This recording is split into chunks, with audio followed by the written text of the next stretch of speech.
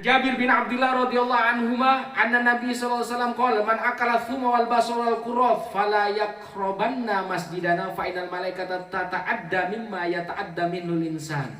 Barang siapa yang makan bawang putih, bawang merah, bawang daun atau sejenisnya. Jadi kalau syarah Umdatul Ahkam itu atau sejenisnya au nahwihima atau sejenis itu. Yang penting yang berbau menyengat. Kenapa? Fa innal malaikata tata'adda. Malaikat yang mencatat kita sholat itu merasa terganggu juga, Pak. Jadi ketika kita bau karena makan sesuatu yang baunya menyengat, malaikat pun tata'adda. Terganggu juga seperti manusia terganggu. Jadi bukan manusia, malaikat pun terganggu. Maka apa? Jadi kalau bahkan Rasulullah itu bukan hanya itu saja. Ada misalkan baju-baju yang lorek-lorek atau baju apa itu kalau dalam sholat disuruh singkirkan. Itu apa? Hal-hal yang mengganggu kekhusyuan itu disingkirkan dulu. Bau-bauan, pakaian. Jadi makanya kalau kita sholat itu dianjurkan untuk memakai baju putih karena itu kesenangan Rasulullah SAW. Jadi kalau punya baju putih, kalau tidak punya maka pakailah baju yang tidak mengganggu kekhusyuan. Jadi misalkan gambar apa yang Doraemon apa Pokemon yang lain-lainnya itu yang mengganggu pandangan kita. Ya memang kalau kita sujud memang menghadap ke bawah, cuman ketika melihat ke depan itu kan mengganggu. Rasulullah pernah juga begitu. Jadi ketika ada pakaian atau hal-hal yang di sekitar kita sholat mengganggu itu disuruh singkirkan dulu. Itu apa? Menghormati kita ibadah kepada Allah. Hal-hal yang mengganggu kekhusyuan kita, apakah khusyuk itu tergantung yang di luar kita? Ini yang mendukung. Jadi kalau sudah khusyuk mau apa saja sih boleh. Ada orang-orang yang dia khusyuknya berkaitan dengan suara kan? Kalau ada suara keras, khusyuk kita hilang. Ada karena bau. Ketika ada bau yang menyengat, khusyuk kita hilang. Ada yang karena pandangan di depan kita atau di sekitarnya. Itu juga terganggu. Maka itu kan dijaga. Memang iya kekhusyuan ada di dalam diri kita. Mau ada apa saja kalau kita khusyuk memang tidak menjadi hambatan. Tetapi ada orang yang khusyuk tergantung kepada penciuman, tergantung kepada suara, tergantung kepada pandangan di depan. Nah, itu yang harus dijaga. Menjaga kekhusyuan saudara-saudara kita. Bukan hanya menjaga kita khusyuk saja, tetapi menjaga khusyuknya saudara-saudara kita. Nah itu berarti ibadah kepada Allah itu juga memikirkan hablum minan nas seperti yang sudah dijelaskan. Faktor sosial itu harus dipikirkan juga. Jadi memang kita yang khusyuk bisa menahan bau jengkol misalnya, yang lainnya Allahu Akbar. Melihat pandangan, ternyata di depan kita ada gambar yang aneh-aneh di sekitarnya, atau bau-bauan atau suara-suara, itu juga faktor yang mengganggu. Jadi memang biasakan kita kekhusyuan berawal dari dalam diri kita. Kemudian setelah itu dari pandangan sudah terbebas, dari bau-bauan, kemudian dari pendengaran kita. Pasti ada yang mengganggu. Selanjutnya, An Abdurrahman bin Abi Layla qala laqiyani Ka'ab bin Uzzah ujrah faqala ala uhdi laka hadiyatan.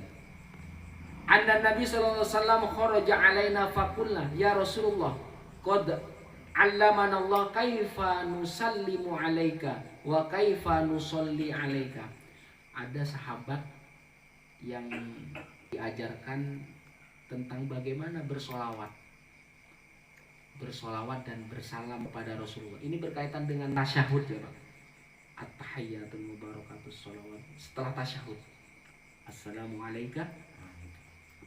Faqulu Allahumma sholli ala Muhammad wa ala ali Muhammad kama shallaita ala Ibrahim innaka Hamidum Majid. Wa barik ala Muhammad wa ala ali Muhammad kama barakta ala Ibrahim innaka Hamidum Majid. Itu yang ada di tasyahud ya. Yang panjang di tasyahud akhir atau tahiyat. Ada tahiyat pertama dan tahiyat akhir. Seperti itu ada namanya sholawat ke Rasulullah sama sholawat ke Nabi Ibrahim.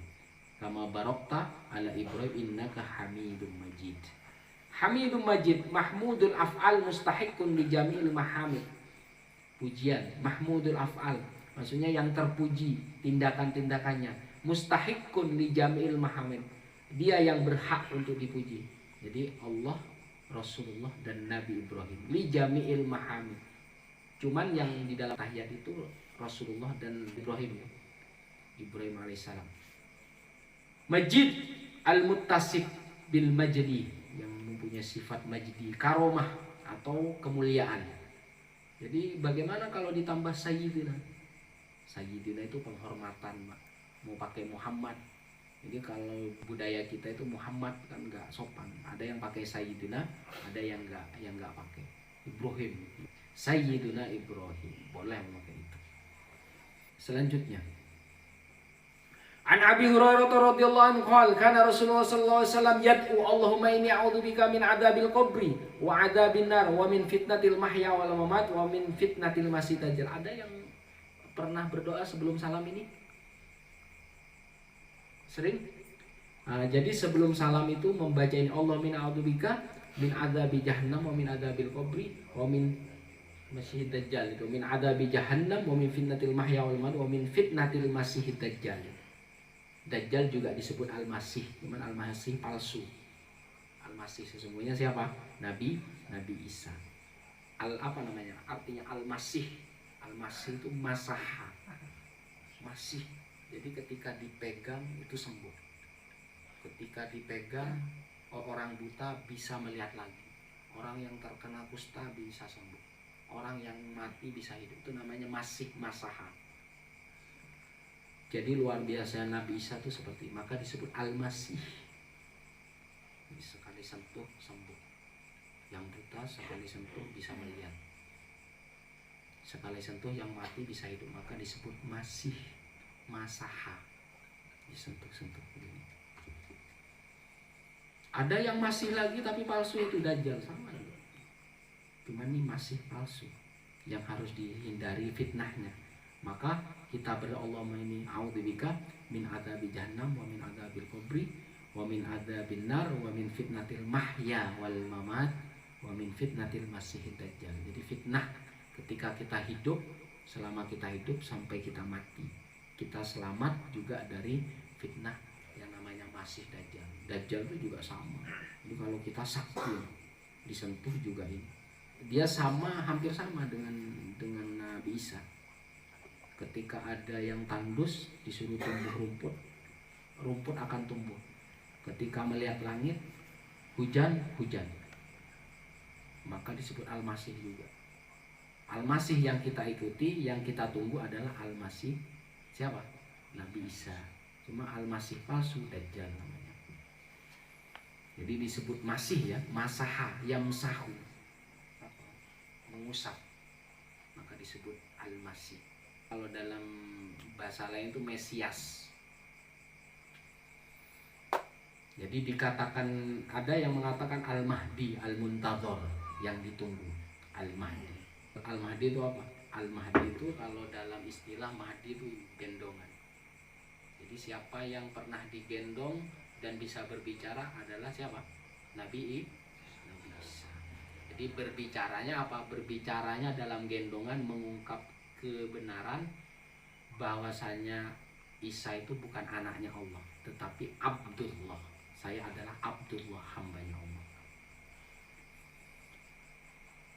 Jadi paham ya sekarang? Al-Masih itu artinya apa? Masaha.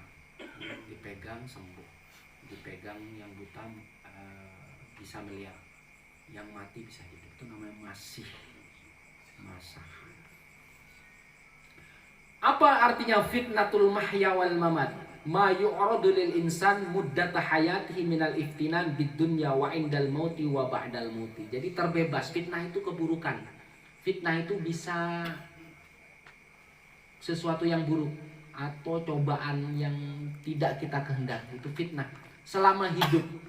Bahkan fitnah kita dijauhkan dari fitnah sebelum kita meninggal, sakaratul maut. atau sesudah meninggal. Itu kita menghindari itu, atau kita meminta perlindungan kepada Allah agar terhindar dari fitnah-fitnah. Fitnah itu intinya sesuatu yang tidak kita sukai, keburukan, atau misalkan kita dicemarkan nama baik kita, itu bagian dari fitnah yang bukan sebenarnya. Kita dijauhkan selama hidup kita, menjelang mati, bahkan setelah mati.